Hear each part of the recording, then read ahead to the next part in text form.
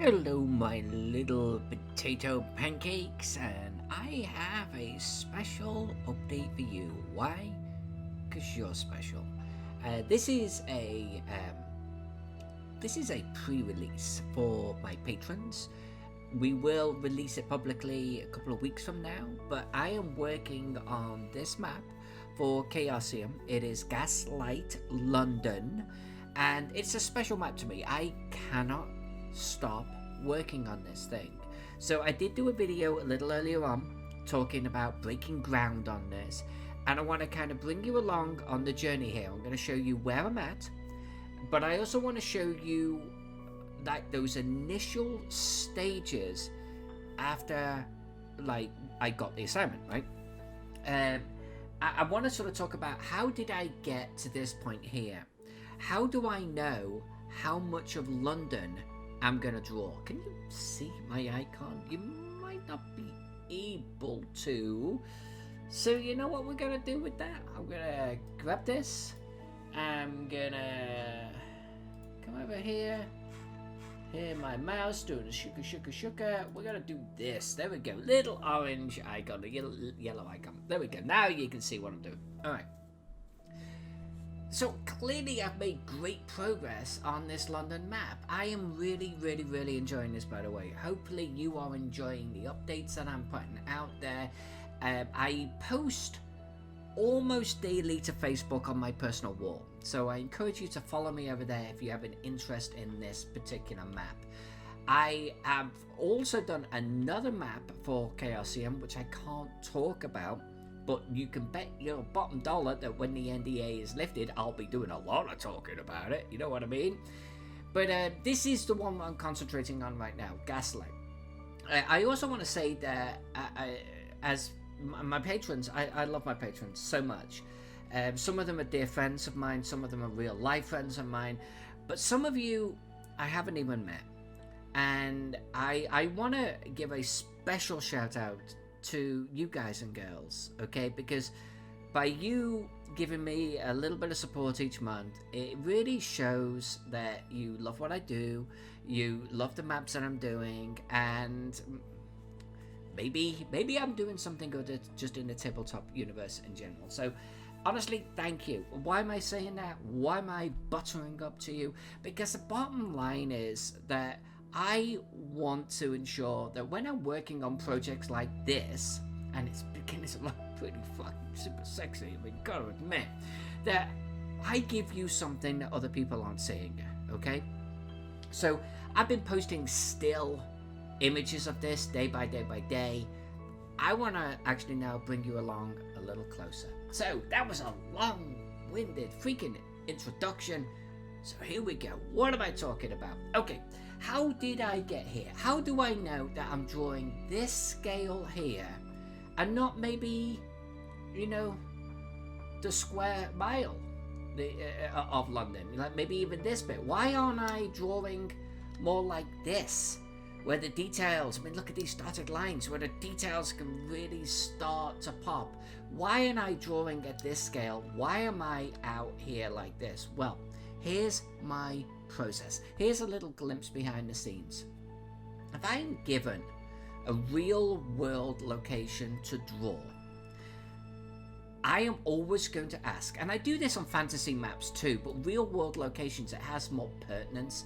I'm going to ask the client, what points of interest need to be on this map? I.e., if they say that Brixton has got to be on this map, I think Brixton's down here, right? I think. I could be wrong. Anyway, down here. Then I need to make sure that that is on the canvas. I like to use that phrase, on the canvas, right? So Chaosium gave me a long list of POIs that had to be on this map. And what I did is I just went off to Google. I grabbed a big, huge zoom out of like the London area, and I, one by one, started to put onto it every single POI. Now, I don't need to actually, like you'll see there's a whole bunch of train stations and stuff that they want to have ensure that are on there. But there's two reasons why I'm doing this. I don't need to name these, by the way. I just need to say, okay, I'm going down this bulleted list. Where is this now? Oh, in the grand scheme. Did I say Brixton? Where did I get Brixton from? Where is Brixton? Ah, there it is, down there. I was almost right. So anyway, I just started to go through the list. And you can see there's this huge concentration in the center here. But there's this little guy out here. There's one all the way out here. And up here. And down here. And down here. Now, these are graveyards, by the way. Or cemeteries. This one, I'm not quite sure what it is. But this, I started to mark them all off. And basically, I then say, okay. So if these 4 or 5 need to be on the map, then I need to have an area. In fact, I think there's 6, right? I need to then draw a map that's this size, right? This now is telling me how much of London I need to draw. Right? You follow me? But look where the cluster is. Look where the real work is at. If I drew something like kind of like this on the screen, sure, it gets these outliers on there, but these become so clustered, so dense that we're just losing it, right? We're like, this is kind of defeats the purpose. Look how much London we're drawing, but 99% of what we care about is right here. So I typically then go back to the client and say, okay, so I've marked off the POIs. We can either draw a map this big, draw a map this big, or I can come in this close. It cuts out a couple of the POIs, but it will really then allow our POIs to shine, right? I did have that conversation with them. They agreed.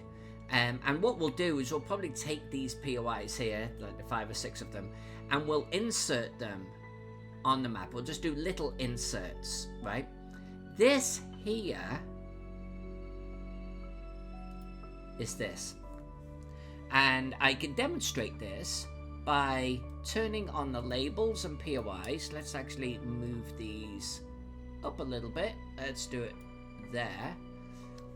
Each one of these, and I'll kind of zoom in. These are some of the POIs that they needed to ensure were on the map. This is quite literally this. Okay? So what I did is I just grabbed this zoom in. I applied it as a, I call it a trace layer, but as a background layer to this.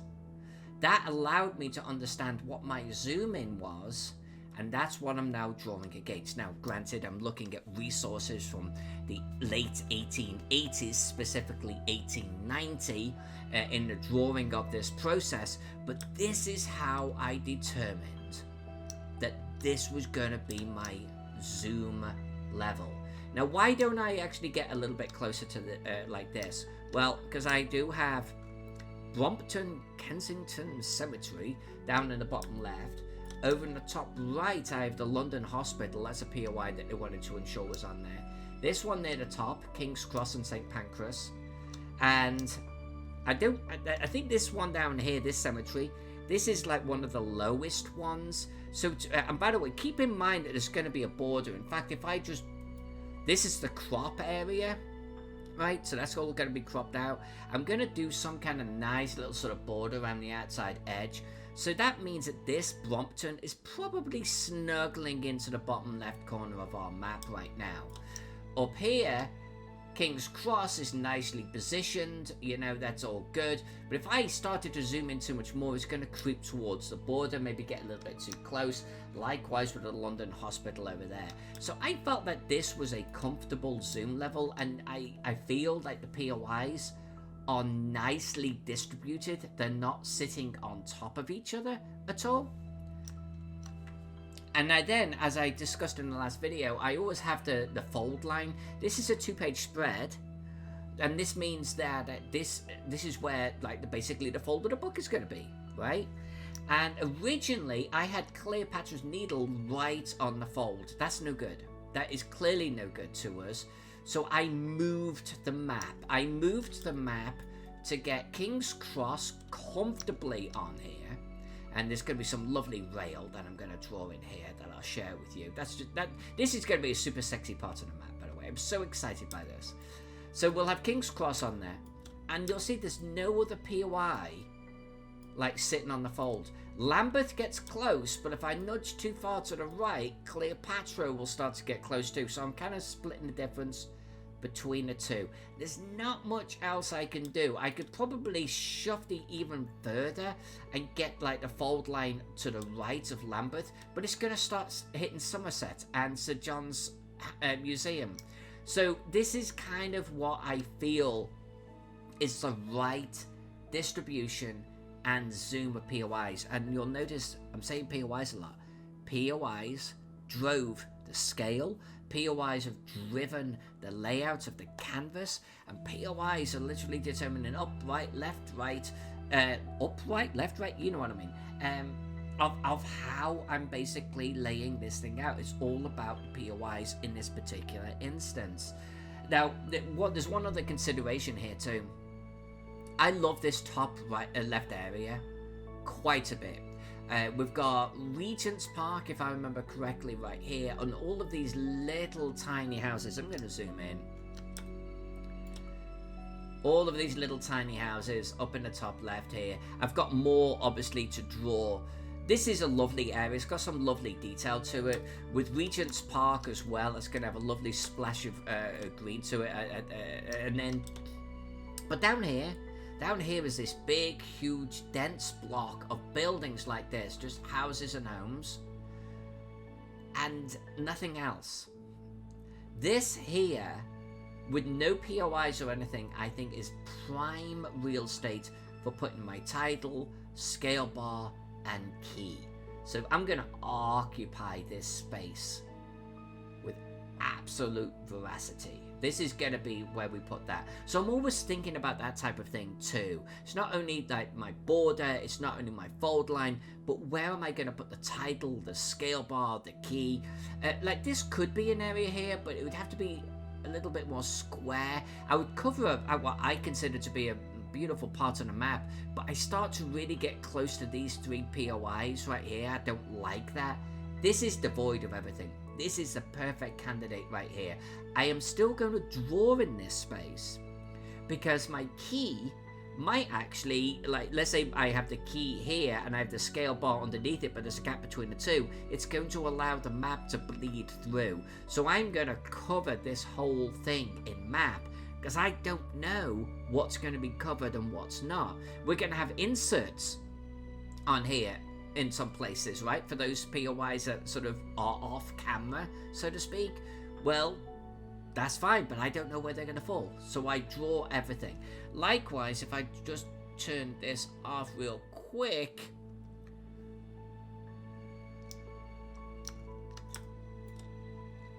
Why has my border not turned off? Oh, let's get rid of that. There we go. You'll also notice that I'm drawing right up to the edges. That's the whole point of a crop. You know, that crop is close to 1/4 of an inch. It's not quite, but it's close to 1/4 of an inch.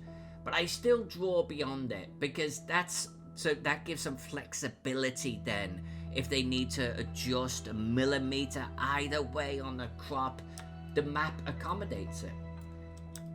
This, by the way, is where I'm at. I actually recently read today. In fact, do I have a gap? Kind of a weird gap. Maybe that's road. Anyway, I redrew the Thames today. I wasn't happy with a couple of things. I wasn't happy with the dock area right here. I feel that this is crisper, sharper, and really has a lovely industrial feel to it. Where's it gone? Where's it gone? Where's it gone? Where is my... Oh, Tower of London. Today, it's got a bloody marker on it. The Tower of London, this is the 3rd time I've drawn it. I like this one over all of them thus far. And it's because my source maps, by the way, I'll show you this in the next video.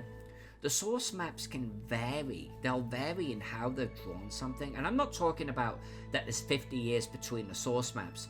I'm talking about like just even in the same year or the same decade, they will draw the same item that's been there for hundreds of years and they'll do it differently. The Tower of London was one source map was very crude in that respect. St. Paul's actually, honestly, is another one. Westminster has got at least 2 variations across. And the penitentiary, I mean, look at the penitentiary. It's like got this wonderful flower-like look to it. I love this design. It's actually close to the actual penitentiary itself, but it's got that extra detail. This was inspired by one of the source maps that I'm working from. The other 2 source maps kind of didn't do anything for me. It wasn't very good.